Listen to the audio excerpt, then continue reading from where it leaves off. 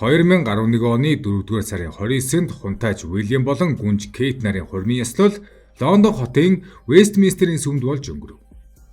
Их Британий хааны гэр бүл сүүлийн 30 жилийн түүхэндээ хамгийн том баярыг өгтөн авч британчууд 2 дахь энгийн гаралтай гүнжээ хүлээн авлаа.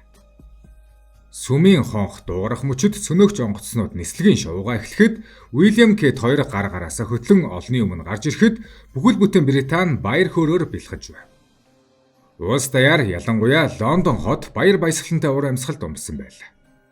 Гэвч энэ баярын инх тайвны уур амьсгалтай огт эсэргээр Вестминстерийн сүмээс ердөө 64 милийн зайд орших Нортгемптон хотод аимшигтай гэр бүлийн аллаг гарсан юм. Манчестерийн их сургуульд ажилладаг хятад профессор Дин Жифенгийн гэр бүлийн 4 гишүүнийг хэрцгийгээр хөнөөж. Профессор болон түүний гэр бүлийн 4 хүн нийтдээ 51 удаа худгалуулсан бөгөөд хамгийн том охины гарын алгыг бүр цоолж хутгалсан байна. 4-р сарын 29-ний Баасан гарагт Британий хунтайжийн хурмын өдөр учраас ард түмэнд амралтын өдөр зарлагдсан бөгөөд үүнд бэмбд нэм гараг багтсан 3 өдрийн урт амралт тохиож байв. Гэвч Нортгемптон хотын Пиано Клоус гудамжинд амьдардаг нэгэн Британир гайхширч байлаа. Яагаад хоёр чихөнтэй Дингийн гэр бүл энэ баярын өдрүүдэд тэгтлээ нам гүн байв. Ямар нэгэн зүйл биш байгааг анзаарсан хөршин 5-р сарын 1-ний нэм гарагийн оройн 6 цаг 15-д Дингийн гэрт очиж шалгахаар шийдэв. Гэтэл тэрээр цонхны шилээр харвал галтогооны өрөөнд сэхэр хилэн хөшгөний ард 46 настай Динг Жимфен болон 47 настай Хелен Цунарын цогцыг харжээ. Айдас тавцсан хөршүүд яралтай цагдаа дуудлагаагүй. Хэдхэн минутын дараа Нортгемптны цагдаа нар Дингийн гэрт ирж хэргийн газрыг бүслэв. Цагдаа нар урьдчилсан байдлаар шалгалт хийж эхэлсэн бөгөөд эхнэр нөхрийн цогцыг олсон газрыг буюу байшингийн нэг давхрыг шалгаж. Гэвч цагдаа нарын нэг нь дээш гарч унтлахын өрөөнд ороход бүрч аимшигтай сэтгэл эмтэлмээр дүр зураг нүдэнд нь туссан. Дингийн 2 охин 18 настай Нинси болон 12 настай Алиса хоёр цусан далайд унсан байдалтай аль хэдийн амьсгал хураажээ. Хожим шүүхийн материалд гэмт хэргийн явцын талаар дэлгэрэнгүй бичсэн байдаг. 4-р сарын 29-ний өдөр орон нутгийн цагаар 15 цаг 15 минутын үед алуурчин Дингийн гэрийн байрладаг байшинд иржээ. Алуурчин хой тагтны хаалгаар дамжин галтогооны өрөөнд нэвтэрсэн байна. Галтогоонд ормогцоо тэрээр хоол бэлтгэж байсан Дин Жифенг харсан бөгөөд түүний галтогооны хутгаар нийт 23 удаа худгалав. Мэдээж Дин Жифен зүгээр сууж үхлийг үгтсэнгүй. Тэр алуурчинтай ширүүн тэмцэлдэж өөрийгөө хамгаалахын тулд бүх хүчээ дайчилсан ч нөгөө этгээдийн галзуу байдал хурд сутганы өмнө дийлж чадсангүй. Түүний зүрх болон уушгийг хэд хэдэн удаа сүлбсний дараа Дин Жифен амиа алджээ. Хожим цагдаа нар түүний гар алганы хэсгээс олон тооны эсрэгүүцлийн буюу өөрийгөө хамгаалсан шарах илрүүлсэн байдаг. Дин Жифенийг хутгалж хөнөөх үед гарсан дуу чимээг сонсоод галтогоороо гүйжирсэн эхнэр нь гинт итгээдтэй халз тулгар. Гар хоосон биеийн хүч чадал илт орой бүсгүйг алуурчин 13 удаа хутгалав. Бүсгүй бараг ямар ч эсэргүүцэл үзүүлэх боломжгүй байсан бөгөөд бие дээр нь өөрийгөө хамгаалсан шинж тэмдэг огт илрээгүй. Үхлийнх нь гол шархан нөхрийнхтэй найдал зүрх болон уушгинд нь хэд хэдэн удаа хутга сүлбсний дараа тэр газар дээрээ нас барсан байна. Дин Жифен ба Хелен Цунарыг 36 удаа хутгалсны дараа уур хилэн сохорсон алуурчин зогсох санаагүй байлаа. Тэр эргэж шат руу чиглэн 2 дугаар давхарт байсан тэдний 2 охид дээр очив. Тухайн үед доороос сонсогдох хэрүүл орилолт эцэг ихийнхэн дуу аажмаар намжиж үг сонссон охид аль хэдийн юу болж байгааг ойлгосон байв. Гэвч айдас сандарлын улмаас 2 охин дагжин чичирч нэг ч алхам хийж чадалгүй юу хийхээ мэдэхгүй байж. 18 настай Нэнси гар утсаавч чичирсэн гараараа Британийн цагдаад залгасан ч хэтэрхий оройтсон байв. Тэрээр холбогдож амьдсан даруйд алуурчин 2 давхарт гарч ирсэн. Цагдаагийн дуудлагын төвөн ажилтан утсан дээр 2 охины орилох дууг дараалан сонсоод дараа нь дуудлага гинэд тасарчээ. Хожимоо шүүх хурлын үеэр хэргийг хянан шалгаж байсан улсын яллагч Уильям Харбич цагдаагийн дуудлагын бичлэгийг нотлох баримтаар танилцуулахдаа шүүгчдийн бүрэлдэхүүнд анхааруулга өгч ийн хэлв. Энэ 20 секундын бичлэгт 2 охины тасралтгүй хажгарах дуу бичигдсэн байна. Үүнийг сонсоход үнэхээр тэсвэрлэхийн аргагүй байх болно гэжээ. Цагдаагийн болон шүүх хэмлэгийн шинжээчдийн хэргийн газар тэлсэн мөрдөн шалгалтын дүнгээр Нэнси дүүгээс өмнө хөнөөгдсөн болох нь тогтоогдов. Түүнийг нийт 11 удаа утгалсан бөгөөд ихэнх шархан цээж болон зүүн талын биед нь байсан байна. Хутга зүрх болон уушгийг нэвцүүлбсэн. 11 хутхны шархны нэг нь гарын алгыг нь нэвт цоолсон байсан бөгөөд цагдаа нарын үзэж бугаар энэ нь охин айдас сандрлын үед гараараа хутхыг хаах гэж оролдон хамгаалж байсантай холбоотой гэж. Цагдаа нар унтлагын өрөөнд ормогц орны хажууд өвдөглөн залбирч байгаа мэт байрлалтайгаар Нинсигийн цогцыг харин 12 настай Алиса охиныг орон дээрээ бүхийж бие хумж шивтсэн байдалтай олсон байна. Хэргийн дараа алуурчин гал тугоонд очиж хутгаа угаасны дараа угаалтрын хажууд барилах ширээн дээр тавиад орхисон байж. Ингиж нэгэн инх тавин аз жаргалтай амьдардаг 4 гишүүнтэй Дингийн гэр бүл энэ дулаан орон зайдаа хэрцгийгээр хөнөөгдөн гэр бүлийнх нь инээд хөөр дурсамж өхөн үрд нам хүн болсон юм. Дараа нь мөрдөн байцаалтын явцад энэ хэрэг хулгаан зорилготой үлдэгдээгүй өс хонзонгийн сэдэлтэй болох нь мөрдөн байцаалтаар тодорхой болсон юм. Цагдаа нарын шалгалтаар хэргийн газраас профессорын гэр бүлийн түрээслээд байсан автомашин алгуулсан байж. Цагдаагийн найрамчлан үзлэг хийсний дараа шүүх хэмлэгийн дүгнэлт болон ойролцоох хяналтын камерын бичлэгүүдийн тусламжтайгаар Нортгемптны цагдаа нар сэжигтнийг маш хурдан илрүүлсэн нь 54 настай Аншан Дуу гэгч байлаа. Тэр мөн Хятад гаралтай бөгөөд эхнэрийн хамт Бирмингем хотод Хятад уламжлалт эмийн дэлгүүр ажилладаг байсан юм.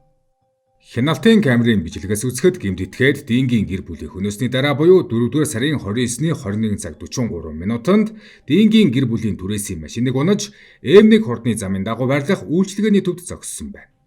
Тэнд тэр Нортгемптэн ширийн газрын зураг худалдаж авсан нь бүртгэгдсэн байв.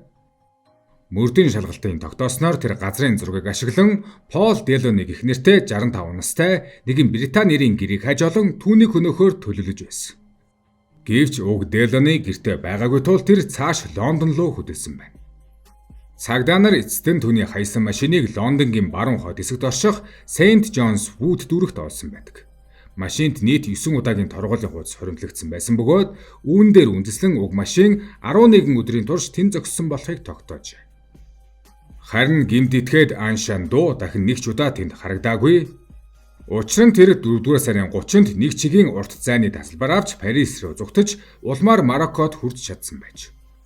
Өөрөөр хэлбэл Дингийн гэр бүлийн 4 гишүүний цогцос олдохоос өмнө Аншан Дуу аль хэдийн Их Британаас зугтсан байсан юм. Энэ хэрэг хожимо 7 жилийн турш үргэлжилсэн шүүхийн маргааныг дагуулсан юм. Цусанд хорхоцсон уур хилэн сохорцсон Аншан яагаад ийм аимшигт хэрэг үлдэж профессорын бүхэл бүтэн гэр бүлийг хөнөөсөн бэ? Үүнээс гадна тэр Дингийн гэр бүлээс олон 10 милийн зайд амьдардаг нэгэн Британи настан хүртэл бай болгож байсан. Им найруулагч энэ хүн яагаад цус далуурчин болов? Харин энэ бүхний эхлэл 7 жилийн өмнө болсон санхүүгийн маргаанаас үүдэлтэй байлаа. 2002 онд гэмт итгээд Аншан болон профессор Дэнгийн эхнэр Хелен Цу хоёр хамтран уламжлалт эм үйлдвэрлэн худалдаж эхэлжээ. Их Британд Хятад уламжлалт эмийн дэлгүүр олон байдаггүй ч тус улсад амьдарч буй Хятад иргэд оюутнуудын тоо жилээс жилд нэмэгдэж байсан тул бизнес нь тун ашигтай байсан. Гэвч хүний шунал гэж эцсгүй зүйл Хятадын сургаал донд ах дүүсч данс тооцооныхаа асуудлыг тодорхой болгох ёстой гэсэн үг байдаг гэж. Тэгвэл бие биедээ мэдэх төдий хоёр түнш ашиг орлогын асуудал зөрчилдөх нь гайхах зүйл биш байв. 2 жилийн хамтын ажиллагааны дараа 2004 онд Хейлин Цу ба Аншан хоёр ашиг хуваарлалтын асуудлаар үл ойлголцож улмаар харилцаагаа тасалжээ. Тэд бизнесийн холбоогоо дуусгасан ч Дуу Аншан профессорын эхнэр Хейлин Цугаас өр нэхэмжилж хэргийг шүүхэд шилжүүлсэн байна. Хэдэн жилийн турш үргэлжилсэн шүүх маргааны эцэст 2007 оны 11-р сард Хейлин Цуг Аншанд 30,000 фунт стерлингийн орлого төлөх ёстой гэж шийдвэрлэжээ. Дараа нь 2008 оны 5-р сарын 8-нд шүүх дахин шийдвэр гаргаж Хейлин Цуг нэмж 30,000 фунт төлөхийг үүрэг болгосон байна. Ингэснээр нийтдээ Хейлин Цу Дуу Аншанд 60,000 фунт стерлингийн өртөө гэж шүүхийн шийдвэрээр тогтоогдсон байлаа.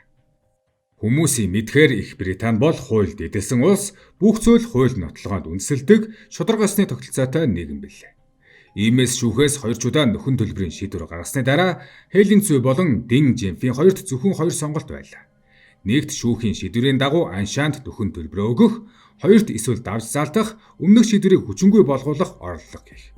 Харин тэд 3 дахь замыг сонгосон юм. Энэ зам нь байх ёсгүй харин буцах гарцгүй нэгэн зам байсан бөгөөд эцэст нь бүх эмгэнэлт цус урсгасан хэргийн үндэс болсон юм.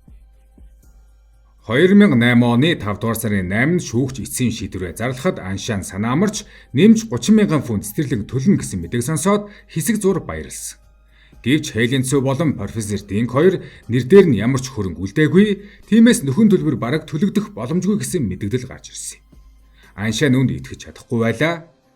Учир нь тэр хосуудыг Нортгемптонд жижиг хаус эзэмшдэг, харин Хейлинцүү өөрөө хэд хэдэн хятад эмийн дэлгүүрийн эзэн гэдгийг мэдэж байсан. Тэгвэл яагаад гинэтхэн хөрөнгөгүй хүмүүс болчих вэ? Үнэн дээр шүүхийн 2 дахь шийдвэр гарахаас өмнө Хейлинцүү болон Дин Жифин хоёр өөрийн эзэмшилд байсан дэлгүүрүүдэд дараалан зарж дуусгасан байж. Харин шийдвэр гарах өдөр буюу шүүх хурал болохын өмнөхөн тэд Нортгемптон дахь жижиг хаусаа Пол Делоны гэх нэртэй нэгэн Британид зах зээлийн үнээс 70,000 фунтаар хямд худалдсан байж. Харин энэ Пол Делоны бол Хейлинцүү ба Дингийн гэр бүлийн сайн найз нь байсан.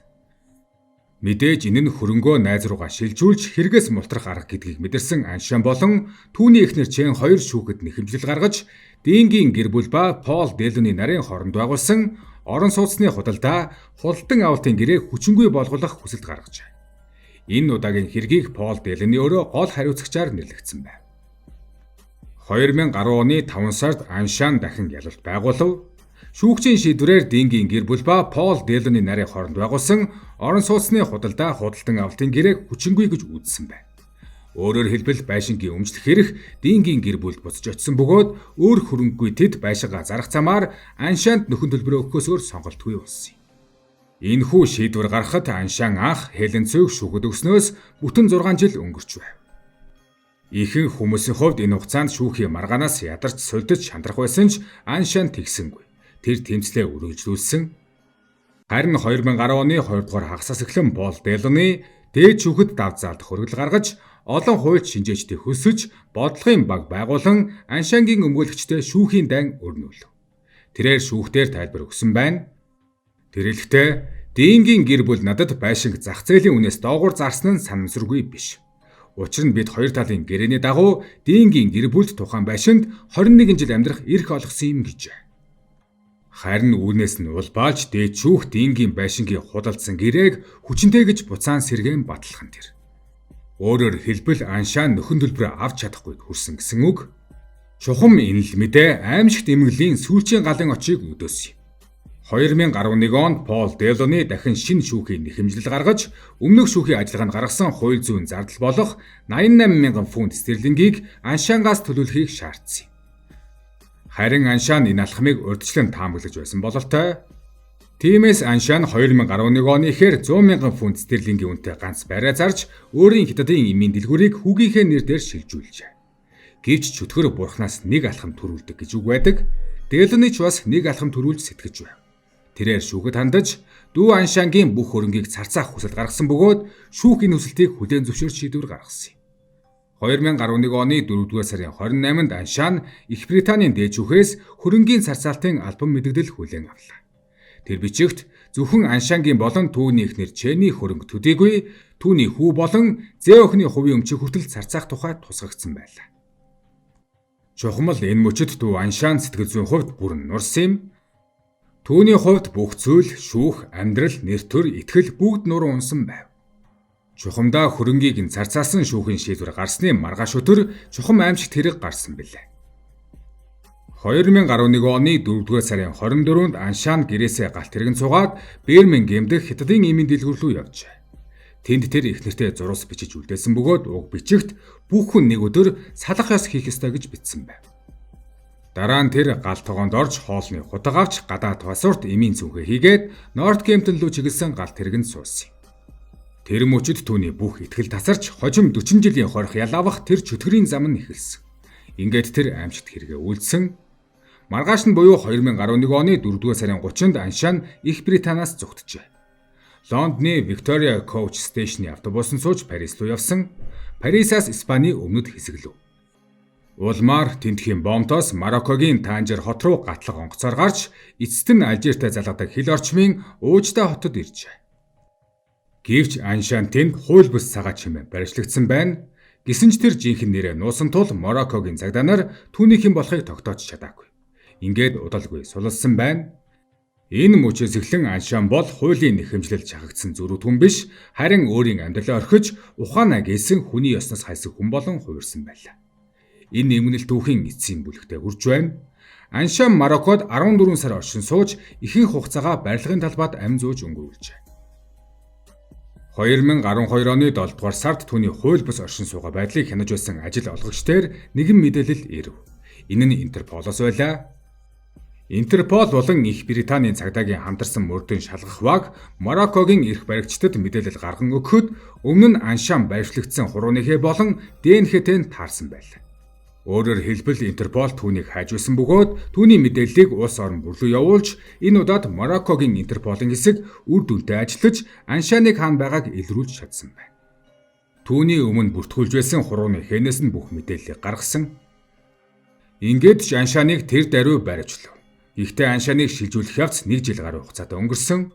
Тиймээс 2013 оны 7 дугаар сарын 20-нд Мароккогийн эрх баригчид Аншаан Дууг Лондонгийн Хитроу нисэх бодолд хүлээлгэн өгсөн. Тэр үед Аншаан турж цонхиж бараг танигдахгүй болсон байв.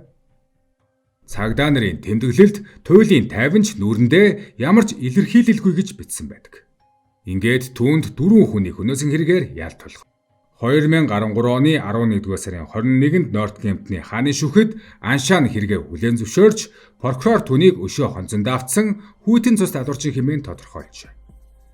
Шүүхээс түүнд профессорын гэр бүлийг урьдчилан төлөвлөж хувийн өш хонцонгоос үүдэн хөнөөсөн гэж үзэн бүх насаар нь хорих ялооноож 40 жилийн хорих ялыг заавал эдэлсний дараа өршөөлөх хүсэх хэрэгтэй гэж шийдвэрлэв. Шүүхтэр шүүгч Жон Сандерс хэлэхдээ таны үйлдэл бол шударга ёсны нэрийн дор дуулдуулсан өш хонцонгийн сэдэлтэй харгас аллага юм. Та 4 хүний амийг авч 2 улсын эв найрамдлыг ч гутаалаа. Та хорих ангид өтөлж өгөх болно гэж. Дийнгийн гэр бүлийн 4 гишүүний ам өргөцсөний дараа Пол Делоны их хэмжээний хөрөнгө зарцуулан байшин засварсан ч өмнөх эмгэнэлт явдлын улмаас хинж худалдаж авах эсвэл түрээслэхийг хүсээгүй. Ингэснээр байшин жинхэнэ үгсэн байшин болж хувирсан байна. Энэ хэрэг бол мөнгө, шүүх, өш хонцон хүний зан чанарын нэлбэрээс үүдсэн эмгэнэлтэй жишээ бөгөөд түүх, хууль, нийгэм сургамж болсон явдал болсон. Энэ хэргийн нөлөө нь Британий нийгэмд олон талаас мэдрэгдсэн бөгөөд зөвхөн эрүүгийн хуулийн хүрээнд биш хүмүүсийн сэтгэл зүй, аюулгүй байдал, хууль эрх зүйн ойлголтод ч хүчтэй нөлөөлөв. Хэргийн маш харгас шин чанар нь Британи даяар шок үүсгэсэн. Иргэд гэртээ аюулгүй байдалтай эргэлзэж, оршин суугаа хорооллын аюулгүй байдлыг илүү анхаарах болсон. Мөн хурцуудтайгаа холбоотой байж мэдээлэл солилцох зуршил нэмэгдсэн. Хэргийн гол шалтгаан нь санхүүгийн маргаан шүүхийн шийдвэрийн биелүүлэлт байсан. Иймээс иргэд шүүхийн шийдвэрийг хэрэгжүүлэх процесс удаан төвөгтэй, хөрөнгө өмч шилжүүлэлт залбихний боломж байгааг анхаарах болсон. Энэ хэрэг олон газрыг буюу Нортгемптон, Лондон, Парис, Марокког хамарсан учраас цагдаагийн олон улсын хамтын ажиллагааг сайжруулах шаардлага гарсан. Интерпол болоод Британи, Марокко, Францын цагдаагийн хамтын ажиллагаа нь орголтын процесс, баримтлал, баримт нотлогооны чанарт шинэ сургамж, шинэ стратеги болон үйлдэв. Дөө Аншаангийн хэрэг бол мөнгө, шүүх, өш хонцон зөрүү зангийн нэлбэрээс үүдэлтэй эмгэнэлтэй түүх. Тэр хуулиар шийдэх ёстой маргааныг хутгаар шийдэж, өөрийн төдийгүй 4 хүний хувь тавилан сүйтгэжээ. Эцэст нь энэ бүхний хооронд зөвхөн 88,000 фунт стерлингийн өр, харин төлөөс нь 4 ам ба 1 бүхэл амьдрал байлаа.